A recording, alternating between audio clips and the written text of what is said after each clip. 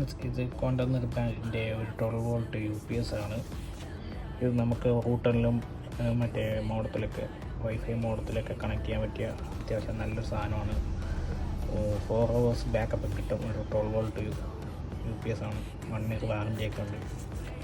അത്യാവശ്യം നല്ല ബാക്കപ്പും ക്വാളിറ്റിയൊക്കെ ഉള്ള ഐറ്റം തന്നെയാണ്. മോഡത്തിനൊക്കെ യൂസ് ചെയ്യാൻ പറ്റിയ 12 വോൾട്ട് UPS. നല്ല ബിൽഡ് ക്വാളിറ്റിയൊക്കെ ഉണ്ട്. ഓൺ ഓഫ് സ്വിച്ച് ഉണ്ട്.